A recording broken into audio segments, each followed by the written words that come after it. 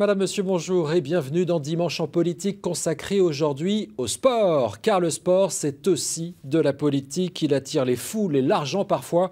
On le voit avec le mondial de foot qui va ouvrir. Le sport, c'est aussi du lien dans une société qui en manque souvent. Et c'est également un enjeu de santé publique. 14 000 clubs dans le Grand Est, plus d'1 million de licenciés et des clubs inquiets, moins de subventions et quelques chamboulements en vue avec le président Macron. Et puis au milieu, une nouvelle région, la région Grand Est, qui doit elle aussi fixer ses priorités. On va donc parler de pratiques sportives haut niveau et grand public, de la vie des clubs, des équipements et puis d'une perspective, les Jeux Olympiques de 2024. Ils se feront à Paris, mais plusieurs villes de la région sont déjà dans les starting blocks pour recevoir des athlètes en préparation. Trois invités donc avec moi. Jean-Paul Omeyer tout d'abord. Bonjour. Monsieur. Vice-président chargé des sports à la région Grand Est. Vous êtes alsacien et au passage père de Thierry Omeyer, emblématique gardien de l'équipe de France de handball. On ne l'a pas oublié. Éric Berthomier, bonjour monsieur. Bonjour. Vous présidez l'EFSRA de Reims, le plus grand club d'athlétisme du Grand Est, avec 1300 licenciés, des amateurs comme vous êtes marathonien, mais aussi des champions comme Johan Diniz. Christophe Morin, enfin, est avec nous en direct d'Épinal dans les Vosges. Bonjour monsieur, vous êtes le directeur du pôle sport de Vittel. La cité thermale a de grandes ambitions pour les Jeux de 2024. On en parlera, on vous retrouve à la fin de cette émission. Merci à tous les trois d'être avec nous. Éric Berthomier, une première question en guise d'introduction. Qu'est-ce que la création de la région Grand Est change et a changé au quotidien pour votre club? Ce que ça a changé, c'est que ça a créé un plus grand territoire, donc avec des déplacements qui se font plus loin sur certains championnats, avec une ligue fusionnée avec laquelle, vous l'avez lu dans la presse, on a eu aussi quelques problèmes et vraiment parfois des coûts plus importants sur des déplacements, sur des championnats et sur ces choses-là. Donc concrètement, ça a changé en termes de gouvernance avec la Ligue du Grand Est et puis en termes concrets avec ces déplacements et ce territoire agrandi. Qu'est-ce que vous demandez à Jean-Paul Omeyer à ce propos pour ces coûts supplémentaires? Est-ce que la région doit faire quelque chose? On peut toujours demander des subventions. Les clubs vivent quand même essentiellement, majoritairement pour l'instant, de subventions et d'aide et d'accompagnement pour ces choses-là, surtout avec cette étendue du territoire qui pour nous est en quelque sorte un petit peu subie. On a ces choses-là, donc c'est des attentes qu'on a et des réponses qu'on peut attendre d'une collectivité, puis de l'accompagnement aussi dans l'agrandissement du territoire. Eh bien, réponse de Jean-Paul Omeyer. Écoutez, c'est pas compliqué, le sport c'est une compétence partagée. Toutes les collectivités ont en charge le fonctionnement du sport. Et une compétence non obligatoire d'ailleurs. Non obligatoire, tout à fait, et donc non obligatoirement inscrite dans les budgets. Ce n'est pas le cas de la région, je vous rassure, et je voudrais juste faire un petit rappel, parce que c'est vrai qu'on oublie facilement, mais il y a 4 ans, le budget de Champagne-Ardenne pour le sport de haut niveau, c'était 360 000 €. Aujourd'hui, rien que sur les clubs de Champagne-Ardenne, c'est 2,5 millions que la région a mis sur la table. Alors c'est vrai qu'il y a des niveaux de compétition différents. Je rappelle simplement... Pour les petits clubs. Pardon ? Pour les petits clubs qui doivent se déplacer, qui ont des coûts en plus. Alors, je rappelle que l'obligation du Code du sport, c'est que les structures dirigeantes se mettent à l'échelle du territoire, pas les championnats. Les championnats peuvent parfaitement rester par territoire. Mais les clubs qui, effectivement, il y a des déplacements dès qu'on veut aller plus loin, sont ceux qui viennent dire, écoutez, moi je voudrais aller en championnat de France, il faudrait m'aider pour que je puisse monter. Dès qu'on monte en championnat de France, on se déplace au niveau national. Quand on monte en National 2, en National 3, c'est de l'échelle du Grand Est. Accessoirement, à l'époque, c'était la zone Nord-Est. Qu'est-ce que la dimension Grand Est, et je pense aux Ligues Grand Est, peut apporter au club ? Alors, on va déjà voir ce que ça apporte au niveau des ligues. C'est-à-dire que la Ligue, aujourd'hui, a des moyens qu'elle peut mutualiser, qu'elle a le droit de mutualiser, plus importants, et surtout, elle pèse au niveau de la fédération. Là où avant, il y avait 3 parties, là, il n'y a plus qu'un interlocuteur qui parle pour tout le territoire. Pour les clubs, il faut qu'effectivement s'organise le travail en commun entre les instances dirigeantes. Alors, si vous regardez les ligues qui se sont installées depuis 2015 au niveau Grand Est, aujourd'hui, elles disent « mais bon sang, nous, on ne voudrait pas revenir en arrière ». Vous avez cet avis pour la Ligue d'athlétisme? Il y a effectivement eu des tensions au niveau de la direction, mais vous avez le sentiment qu'elle peut servir à quelque chose, qu'elle peut tirer vers le haut l'athlétisme dans la région? Je vois Pour l'instant, pas de grande différence. Je pense qu'on peut tirer vers le haut. Il faut quand même voir que même s'il y a une ligue Grand Est, sur notamment le haut niveau, les trois crêpes, ce sont toujours à Reims, Nancy et Strasbourg, avec des pôles régionaux et des spécialités. Avec en plus une spécificité sur Reims, puisque même l'encadrement des athlètes est fait par le club de l'EFSRA, est normalement financé par la Ligue, et alors qu'il n'y a pas de cadre d'État sur ces pôles de performance. Donc on reste quand même sur un fonctionnement où il n'y a pas une mutualisation encore extraordinaire. Oui, vous restez sur votre faim. On en vient, messieurs, aux finances. Les finances, c'est le nerf de la guerre. Les subventions destinées aux clubs sont à la baisse. Il faut apprendre à faire autrement. Reportage de Charles-Henri et Paul-Antoine Boudet. C'est un but manqué de peu, à l'image de la saison du CSSA, mais aussi des comptes du club. Le club de football de Sedan dans les Ardennes, autrefois dans l'élite, est aujourd'hui dans une situation très difficile. Les résultats sportifs ne sont pas au rendez-vous et, conséquence directe, le robinet des subventions est presque automatiquement coupé par les collectivités locales. Moi, j'avais jamais imaginé bâtir un projet sur des fonds publics. Ils ont accompagné et moi, je les en remercie. Maintenant, il faut qu'on trouve les éléments intrinsèques d'un équilibre. C'est toujours ce que j'ai dit, il faut trouver un projet équilibré. Un équilibre qui va être dur à trouver. Le CSSA a perdu en un an 91% de ses subventions. C'est le conseil départemental qui refuse de mettre à nouveau la main à la poche. Une solution, se tourner vers la région Grand Est, à l'image du Reims-Champagne Handball. Avec ses 170 licenciés, ce club de Reims se prépare à monter dans l'élite d'ici 2 ans. Pour séduire la région et obtenir des financements publics, Jean-Patrick Ladja a préparé ce qu'il appelle un projet sportif. Il était pertinent de pouvoir s'appuyer en fait sur les collectivités. À contrario de ce qui se faisait avec le territoire Champagne-Ardenne, la région Grand Est proposait des subventions pour nous aider à développer notre pratique.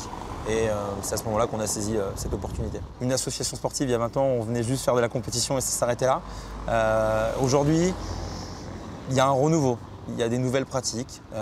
Et nous, il faut qu'on soit là justement pour répondre présent à ces nouvelles pratiques. Et le succès est au rendez-vous. En 2 ans, le club a accumulé 12 000 € de subventions.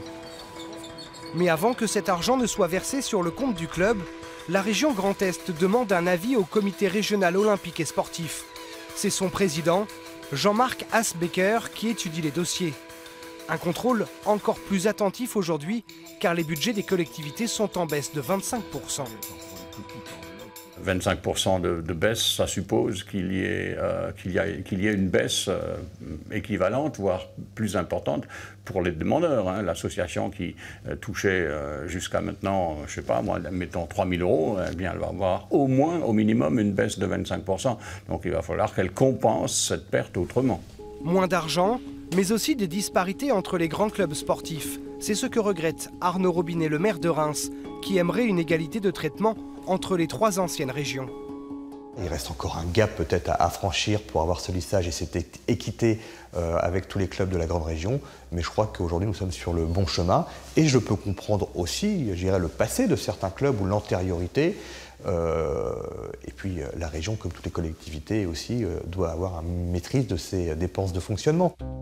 L'inquiétude des dirigeants sportifs est loin de disparaître. En 2018, les subventions de l'État au club ont aussi baissé de 9 millions € dans le Grand Est. Oui, on va en parler bien sûr de cette baisse des subventions. Jean-Paul Lemeyer, il y a un gap à franchir pour avoir l'équité entre clubs de la région. Ce sont les mots d'Arnaud Robinet, maire de Reims. Ils vous sont destinés, en tout cas à la région. Que leur répondez-vous? C'est ce que j'ai cru comprendre, mais manifestement, j'ai aussi cru comprendre que ce n'est pas au niveau de la région que les subventions ont baissé. Si je prends par exemple le club de Sedan ou bien d'autres, ce n'est pas à ce niveau-là.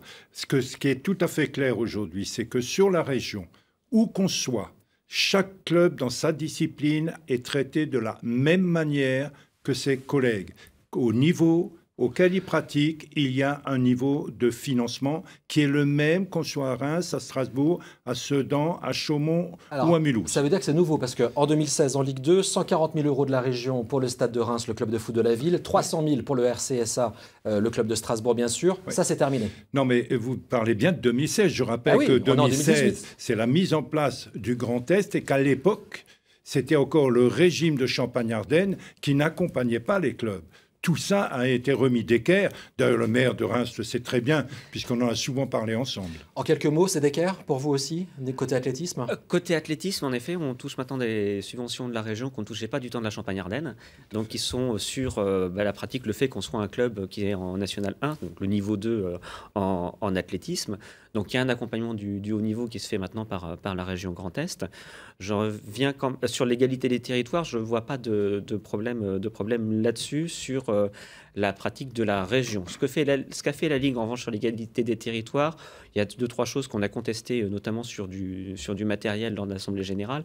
Il y a des choses qui ne sont pas encore complètement carrées. Au niveau de la région, non, je n'ai pas de choses à contester de ce côté-là. Alors, effectivement, 20 000 € pour l'EFSRA de la région. C'est nouveau, c'est au titre du haut niveau, mais néanmoins, les subventions baissent globalement, du côté des collectivités locales, du côté de l'État. Comment, vous, à l'EFSRA, vous tentez de compenser cela? Qu'est-ce que vous faites? On est tenté de compenser par l'appel au privé. Bon, c'est pas facile non plus parce que les entreprises n'ont pas des marges bénéficiaires aussi et du cash à donner comme ça sur nos associations. Donc, on fait quand même de la conquête sur cette partie-là. Quelle est la part du privé et quel est votre objectif? J'ai une part du privé qui est pour l'instant sur un budget de 800 000 à environ 30-35 000 € qu'on aimerait faire passer à 40 000, voire plus. Oui, c'est pour l'instant assez peu. C'est pour l'instant encore assez peu et on travaille sur plusieurs choses. C'est évidemment, nous, de notre côté, la communication. Vous avez le logo d'un tel, le sponsoring maillot, les banderoles, l'apport de matériel sur des organisations. On commence à faire, on l'a déjà fait, des événements avec nos partenaires, ne serait-ce que pour les mettre en valeur et puis qu'ils voient aussi ce que fait le club et puis pourquoi ils l'accompagnent. Donc il y a toute cette partie-là. C'est vrai que le privé, mais c'est beaucoup de travail, c'est des heures à y consacrer, c'est de la conquête. Oui, il faut presque une professionnalisation finalement. Vous êtes amateur, vous êtes bénévole. Les dirigeants des clubs sont intrinsèquement, statutairement complètement bénévoles. On a des salariés au club avec de la communication et du développement dont c'est aussi un petit peu le travail, mais c'est une petite partie de leur travail. Donc c'est vrai est-ce qu'il y a un changement de paradigme à avoir là-dessus? C'est possible, mais il faut vraiment qu'on aille dans cette partie-là. Mais les caisses des entreprises ne sont pas dans l'état des caisses de l'État et des collectivités, mais on n'est pas non plus dans une situation où ces dépenses qui sont, on ne va pas les qualifier de somptuaires, mais des dépenses annexes des entreprises dans le mécénat, ça reste quand même compliqué aussi. Jean-Paul Meyer, le président Macron prône la baisse des subventions de l'État dans le haut niveau, et précisément que ce soit les entreprises privées qui prennent le relais. Est-ce que vous êtes d'accord avec cette idée ? Alors, ce n'est pas tout à fait comme ça. Il souhaite effectivement encadrer beaucoup plus l'ensemble des budgets, d'ailleurs pas celui du sport. Ça baisse. Mais effectivement, de voir un nouveau modèle économique. Je rappelle que Sport en France a aujourd'hui encore quelques circulaires de 1960 de Maurice Herzog, qu'on est aujourd'hui au XXIe siècle, avec un paysage qui a fondamentalement changé. Vous parliez, par exemple, du Stade de Reims, dont accessoirement, il va passer comme Strasbourg, à 300 000 € de subvention, puisqu'il monte en première division, du côté de la région. Néanmoins, la question à poser, c'est quand on est dans une discipline où on va toucher 1,153 milliard d'euros de droits de télévision. A-t-on encore besoin d'argent public? L'argent public ne doit-il pas être destiné justement aux clubs qui sont moins médiatisés, qui font de la préparation olympique et qui irriguent le territoire à travers, comme on le voit, 1300 licenciés au club de Reims, qui est dans la haute performance, mais qui est aussi dans le sport santé, dans le loisir. C'est bien là que l'argent public doit être recentré. Et effectivement, au niveau des entreprises, c'est difficile pour elles d'accompagner. Je rappelle qu'elles sont plafonnées 60% de 5 pour 1000 du chiffre d'affaires par an. Il y a donc des pistes de progrès. D'accord, mais très clairement, les subventions de l'État baissent. Le budget du ministère des Sports est de moins 7%. Des clubs comme l'EFSRA vont souffrir. Est-ce que vous avez un modèle? Est-ce que vous pouvez profiter du privé comme le fait le foot, même si c'est dans une moins grande ampleur? Vous pensez qu'il y a des marges de manœuvre? C'est quand même compliqué, parce qu'on a un sport qui est moins médiatisé, et puis on a une grande partie de notre pratique, pas de la pratique médiatique ou de la pratique spectacle, hein, vous l'indiquiez, on a toute la partie sport-santé qui est extrêmement importante dans notre philosophie. La philosophie du club, elle n'est pas compliquée. La marche nordique, l'initiation à l'athlétisme, c'est l'activité les corridas physique pour tous. dans la ville, ouais. C'est-à-dire, j'offre la même qualité d'entraînement à Yoann Diniz qu'à la personne de 84 ou 87 ans que vous avez montré dans un reportage récemment. Ils ont la même qualité d'entraînement. Et c'est ça que je veux avoir, que je cherche à avoir au club. Mais il y en a une partie qui, forcément, est moins médiatique, qui va moins attirer, moins taper dans l'œil d'entreprises qui voudront communiquer autour de ça. Et en l'occurrence, c'est quand même le grand public qui va attirer les subventions publiques. Est-ce que vous êtes inquiet pour le haut niveau chez vous, à l'EFSRA? Alors, l'inquiétude peut venir, oui, parce que c'est le premier poste dans lequel on va couper. C'est-à-dire, c'est la partie, en prenant des termes financiers, la plus liquide. C'est-à-dire que si j'ai besoin de gratter, je vais forcément taper dans ce qui est le plus facile sur lequel c'est le plus facile d'économiser, c'est-à-dire le haut niveau. Jean-Paul Meyer, la région, si je vous ai bien entendu, certes, il y a une baisse des subventions de l'État, il y aura aussi une baisse de la subvention de la région sur le haut niveau. Pas du tout. Pas du tout, je ne sais pas où vous cherchez ça. Je suis désolé. Je pensais que toutes les collectivités allaient suivre. Non, pas du tout. Le budget sport de la région a augmenté de 30%. Et donc le haut niveau sera aidé de la même manière demain qu'aujourd'hui, même si l'État baisse ses crédits. Même sur des critères qui ont été négociés avec les représentants du mouvement sportif et qui sont parfaitement clairs et qui permettent d'accompagner, par exemple, effectivement le club d'athlétisme, mais aussi les athlètes listés au niveau du club qui sont en plus aidés individuellement. Oui, mais ça va continuer. C'est ce qu'on appelle la Team Grand Est. Hein, la Team Grand Est avec 20 athlètes de haut niveau et puis 600 autres qui sont aidés. Peut être aidé. Vous parliez du foot. Est-ce que justement le foot fonctionne bien parce qu'il profite du privé? Ne faut-il pas arrêter les subventions pour ce sport? C'est dans les réflexions que nous menons. Alors, on discute aujourd'hui sur les gaps, comme on dit. Est-ce qu'aujourd'hui, grosso modo, tout club qui aurait plus de 8 millions de budget n'aurait plus d'argent public? Par contre, on travaille aussi pour améliorer le régime pour être attractif pour l'entreprise au niveau fiscal, mais aussi, il faut que le mouvement sportif comprenne qu'il faut apporter un vrai projet à l'entreprise. Il faut négocier. Pas venir dire, écoute, on se connaît bien, donne-moi 1000 balles parce que j'ai un problème de maillot de jeune. Non, j'ai un service, j'apporte un service et il a une valeur ajoutée. J'aimerais qu'on parle des équipements, qu'on en dise un mot. Oui. Un seul chiffre, en France, 4 sur 10 de ces équipements ont été construits il y a 40 ans. Autant dire qu'ils sont vieillissants. Là encore, l'État limite ses dépenses pour se concentrer sur les zones les plus dépourvues en installation. La région, désormais, met de l'argent, c'est depuis une loi récente. Quelle est votre priorité en quelques mots là-dessus? Alors, de manière tout à fait claire, et vous l'avez dit, les équipements ne sont pas adaptés en France. Je rappelle que la philosophie du ministère, c'était l'État, les collectivités ont vocation à construire les équipements destinés à l'enseignement public. On est loin de la performance, de tout ce qui tourne autour. Comment voulez-vous faire venir une entreprise quand elle ne peut pas recevoir ses clients parce qu'il n'y a pas d'espace réception, VIP, comme on dit? Tout ça, ça doit aujourd'hui se construire. C'est le sujet de la loi du 1er mars 2017 de Thierry Braillard, qui permet aujourd'hui à des porteurs de projets sociétés à objets sportifs professionnels de construire elles-mêmes sur des biens publics et de se créer ses propres recettes. On tourne vers un schéma, une nouvelle économie du club sport. Et la région va porter ça. Oui. En un mot, vous en attendez quelque chose? Le Stade Hébert où vous vous entraînez, il peut attirer comme ça des partenaires privés pour des cocktails et autres? Ça paraît difficile quand même. Ça paraît compliqué avec l'équipement actuel. Et c'est pour ça que c'est les collectivités qui seront à vos côtés, parce que vous n'êtes pas en SASP, c'est encore du domaine public, et que quand il y a un projet, comme actuellement il y en a un sur Romilly-sur-Seine, eh ben la région est aux côtés de la collectivité pour construire ces nouveaux équipements.